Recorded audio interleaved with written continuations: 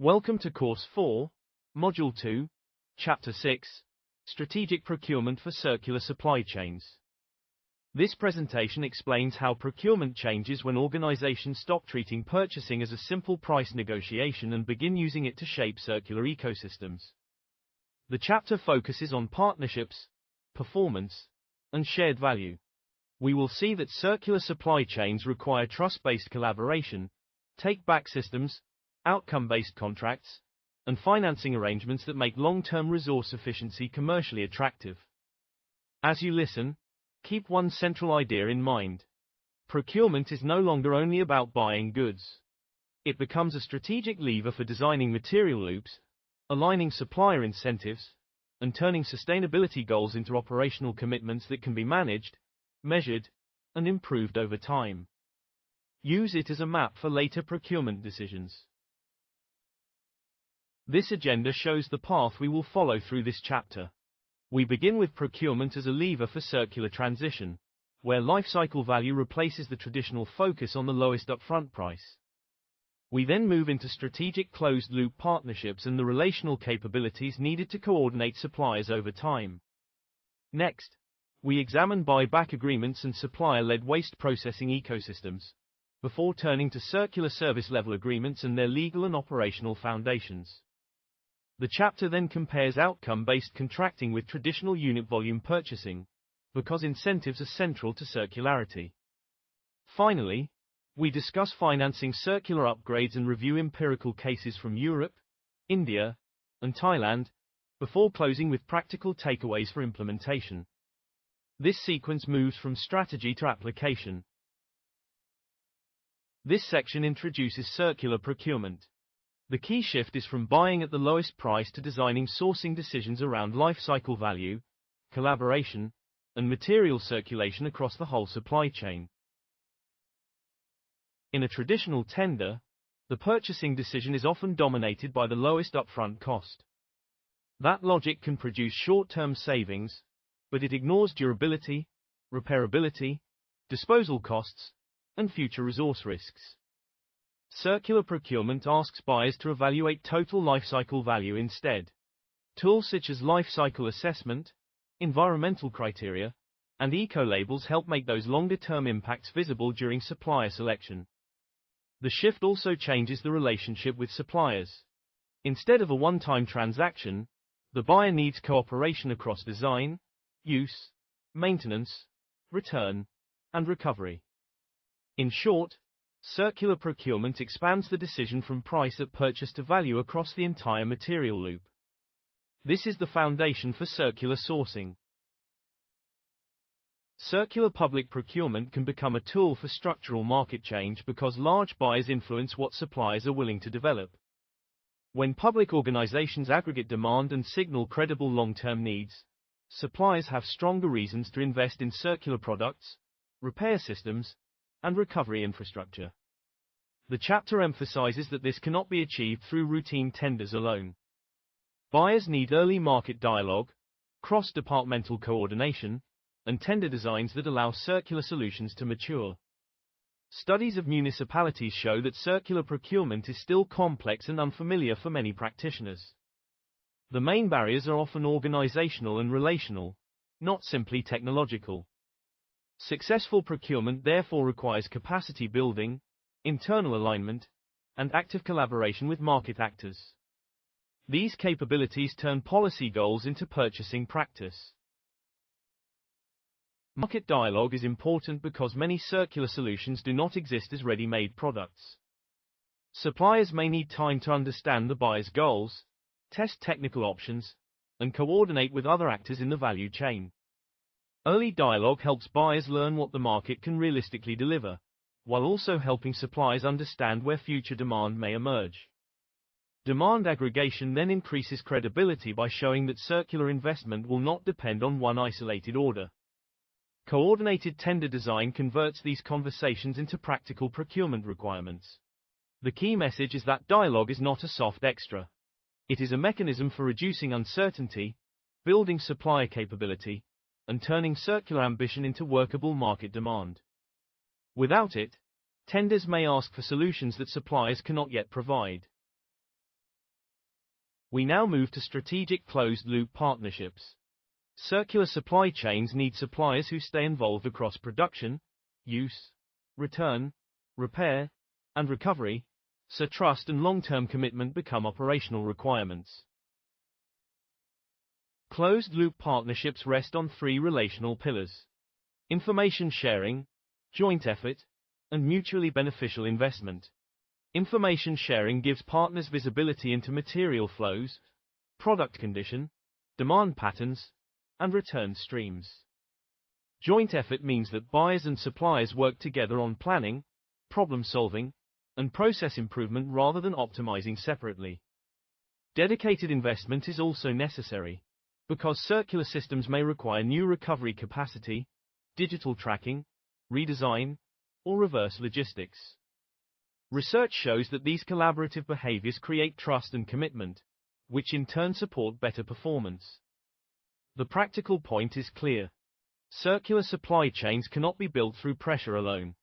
They require relationship governance that makes cooperation safer and more valuable than opportunistic behavior. Trust becomes an operational asset. This slide explains how partnership orientation turns closed-loop ambition into practical action. Suppliers must be involved not only in producing goods, but also in designing recovery, repair, and reuse systems. That requires a shared strategic vision and reliable coordination across forward and reverse flows. Evidence from sectors such as clothing and packaging shows that trust-based relationships are especially important when product quality, timing, and returned material condition are uncertain. Digital tools can track material loops, but they do not replace human collaboration. If partners do not trust each other, data platforms may simply expose conflicts. Therefore, the chapter presents technology as a complement to relational governance, not a substitute for it. Collaboration gives digital visibility practical meaning. Quantitative tools help translate the idea of strategic partnership into structured procurement decisions. Circular supplier selection cannot evaluate price alone. It also needs to assess recovery capability, environmental performance, social criteria, reliability, and relational fit. Network design models add another layer by helping organizations choose where materials should be collected, processed, remanufactured, or redistributed. These tools are useful because closed-loop systems are complex and create risks of opportunistic behavior if incentives are misaligned. Multi-objective and fuzzy models allow decision-makers to compare suppliers across economic, environmental, social, and circular criteria. The main message is that circular procurement combines relationship building with analytical methods that make long-term partnership choices more transparent and defensible. Good analysis supports better collaboration. This section examines buyback agreements and waste processing ecosystems. The focus is how contracts and supplier networks can recover end-of-life products, prevent waste leakage, and turn surplus materials into useful inputs. Take-back agreements can support circularity when they create real recovery, sorting, and reuse pathways. Extended producer responsibility frameworks and construction sector take-back schemes show how suppliers can be contractually required to reclaim unused or end-of-life materials. But design quality is decisive. The Swedish bread supply chain example demonstrates the danger of asymmetric risk. Retailers could return unsold bread without penalty, while suppliers carried the cost of collection and disposal. That encouraged over-ordering and produced very high waste levels. The lesson is that take-back clauses must share costs and risks fairly. If they only shift responsibility upstream, they may increase waste instead of reducing it and undermine the circular purpose of the contract. Incentives must discourage unnecessary returns. Supplier-led waste processing ecosystems go beyond a simple buyer-supplier take-back arrangement. They apply the logic of industrial symbiosis, where waste from one organization becomes a useful input for another. This requires mapping material flows, identifying technical compatibility, and designing fair arrangements for cost and benefit sharing. The value comes from coordinated local circulation. Less landfill, lower demand for virgin materials, and new revenue opportunities from byproducts. The chapter emphasizes that these relationships need deliberate orchestration and deep supplier integration. For example, if waste materials replace virgin inputs in industrial processes, suppliers must meet stable quality standards. Circular ecosystems therefore depend on both commercial agreement and operational capability development. Quality assurance is as important as the exchange itself. Digital material exchanges make circular opportunities more visible. Many firms generate surplus materials or byproducts, but they do not know who could use them, in what quantity, or at what quality. Online waste and surplus platforms reduce this information asymmetry by matching buyers and suppliers that might otherwise never interact. These platforms can support repeated transactions and help industrial surplus become an economic resource rather than a disposal problem. Still, digital exchange is not enough by itself. Participants must trust the information about quantity, timing, and material quality, and they need practical logistics to move resources efficiently. The slide's key idea is that digital tools coordinate opportunities, while governance and operations make those opportunities dependable. Visibility must be converted into reliable transactions. We now discuss circular service level agreements. These contracts translate circular goals into clear duties, performance indicators, ownership rules, maintenance responsibilities, and recovery obligations that can be monitored over time. Circular SLAs assemble several legal and operational building blocks. Public procurement provides tender and contract clauses that can require longer product lifespans, repairability, spare part availability, recycled content, or take-back duties. Product service systems shift the focus from ownership to function, meaning the supplier may remain responsible for performance throughout the asset's life. Performance-based contracting then links payment to measurable outcomes, not simply delivery of a product. Lifecycle costing supports this by evaluating maintenance, use, and recovery costs together rather than comparing only purchase prices. The chapter notes that legislation around ownership, liability, and extended producer responsibility is still developing. Therefore, clear contract language is essential to avoid ambiguity and maintain accountability. Specific duties reduce future disputes. Product service systems provide a practical template for circular SLA design because they make the supplier responsible for delivering a function rather than merely selling an object.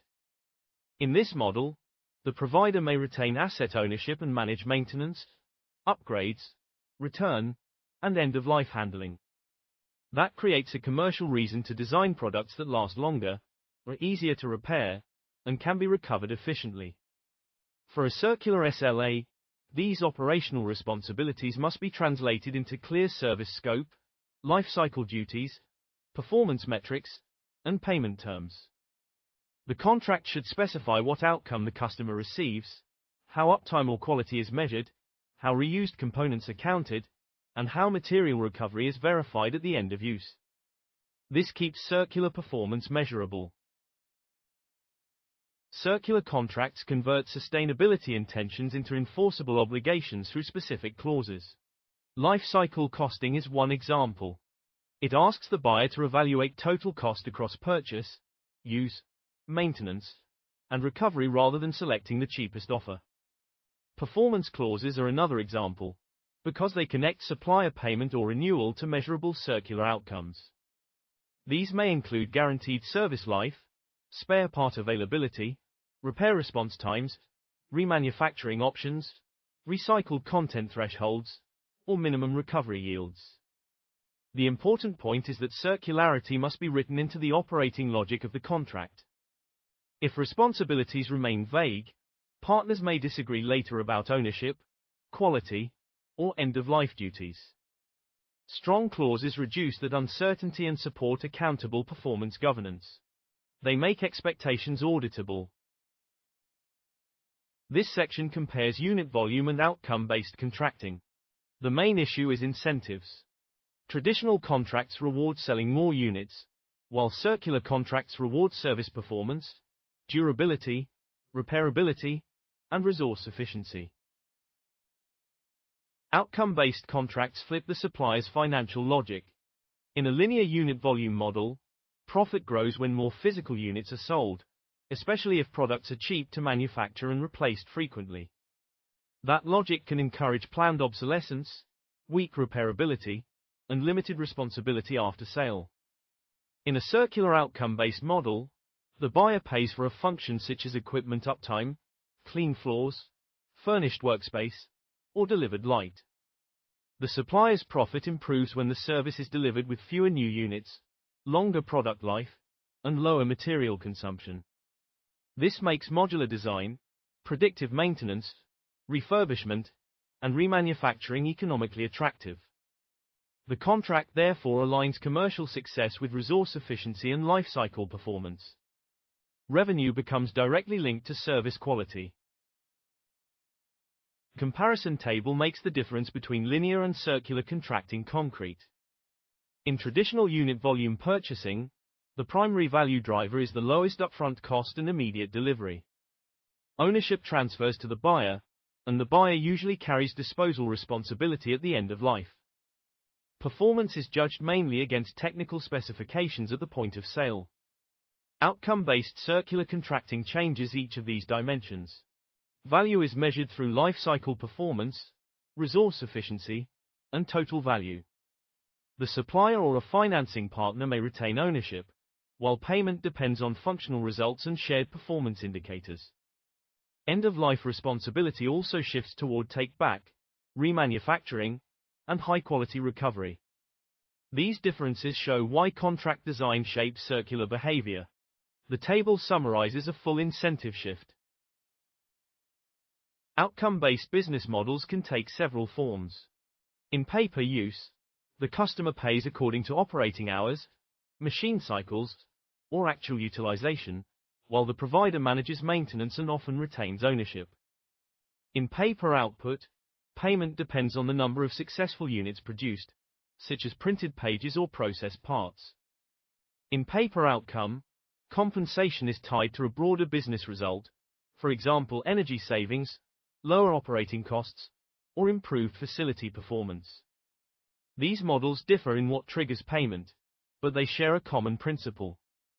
The buyer pays for performance rather than ownership of a physical asset. That principle supports circularity because providers benefit from reliability, efficiency, and longer asset life. Payment triggers define supplier priorities and responsibilities. Outcome-based contracting is especially relevant in complex, high-impact sectors such as construction, heavy equipment, energy, and industrial facilities. These sectors involve expensive assets, long life cycles, high environmental impacts, and multiple actors who influence performance over time. If ownership, maintenance, and recovery incentives are misaligned, circular goals become very difficult to achieve. Outcome-based contracts can keep suppliers, financiers, and buyers focused on shared key performance indicators such as uptime, resource efficiency, material recovery, or commercial availability. The chapter also reminds us that technical availability is not always enough. A machine may be operational, but the customer needs value at the right time and under the right conditions. Metrics must therefore reflect actual business outcomes. Alignment prevents performance disputes. This section introduces financing for circular upgrades. Suppliers often need capital for reverse logistics, remanufacturing, digital tracking, and new processing technologies, so procurement must help reduce risk and stabilize future demand. Circular supply chains require financing that matches long-term value creation. Suppliers may need capital for recycling equipment, remanufacturing lines, reverse logistics systems, or data infrastructure before revenue from circular services is fully established. Green finance can support these investments, but the chapter notes challenges around unclear eligibility criteria, weak incentives, and limited integration between finance and circular economy metrics. Guaranteed demand can reduce uncertainty. When buyers commit to future circular products or services through long-term contracts, suppliers have a stronger basis for making upgrades. The key message is that financing and procurement must work together. Circular performance becomes more realistic when suppliers can access capital and trust that demand will remain stable enough to repay it. Bankability depends on credible commitments. Risk sharing makes supplier upgrades financially credible because no single actor carries the full burden alone. The buyer can provide commitment through guaranteed demand, long-term contracts, or offtake-like arrangements. Financial partners can support the asset through green credit, leasing, blended finance, or other investment instruments. Suppliers then use this backing to adopt technologies, build reverse logistics, or improve recovery capabilities. The result is shared circular value, lower uncertainty, improved bankability, and incentives that support lifecycle performance. The chapter also connects this logic to option contracts, which can encourage green investment by distributing market risk between buyer and supplier. The broader lesson is that circular ecosystems need financial architecture, not only operational cooperation. Shared risk enables shared value. We now move from theory to real-world cases. Europe, India, and Thailand show that circular ecosystems depend on local trust, infrastructure, policy support, financing conditions, and the structure of formal or informal markets. The European cases illustrate two pathways for circular ecosystems. Kalundborg in Denmark shows how industrial symbiosis can emerge organically from bilateral trust-based exchanges that gradually become a larger network. Firms shared steam, heat, water, and byproducts because the exchanges created mutual business value. The reported accumulated savings and avoided waste demonstrate the power of long-term collaboration. Antwerp represents a more deliberate model, where a port authority designs a circular innovation hub and screens projects for synergies in material and energy flows. Together, these cases show that Europe combines mature trust, advanced infrastructure, and strategic orchestration. Circularity can emerge from relationships, but it can also be accelerated through purposeful ecosystem design. Both routes require credible mutual value. India and Thailand show how context shapes circular ecosystem design. In India's Naroda industrial estate, many SMEs operate close to one another, but formal industrial symbiosis remains limited. Informal waste dealers capture much of the commercialized waste, and firms often lack trust, finance, and information about neighboring material needs. Digital platforms and formal integration of informal actors could help turn proximity into collaboration. Thailand's Map Tar Foot industrial estate shows a different reality. In highly regulated petrochemical settings, technology may not be the main barrier. Policy mandates, zero waste goals, financial incentives, and active orchestration are crucial. These examples show that circular procurement must be adapted to institutional capacity, market structure, and available financing. Local constraints shape the contract design. This slide summarizes practical takeaways for operationalizing circularity, especially for SMEs and outcome-based models. SMEs often have agility and close customer relationships, but they also face capital constraints when they must retain ownership of expensive equipment. Third-party financiers or leasing partners can reduce this burden. Hybrid service fees for installation, training, and maintenance can stabilize early cash flow, while minimum usage thresholds protect providers from underutilization. Digital tools such as remote monitoring and predictive maintenance support performance delivery, but contracts must also protect intellectual property and define fair penalties. Finally, performance metrics must align with customer value. Technical uptime alone is insufficient if it does not produce commercial benefit at the right moment. Practical safeguards make OB-Cs viable. Thank you for your attention. Next, we continue with Module 3, Chapter 7.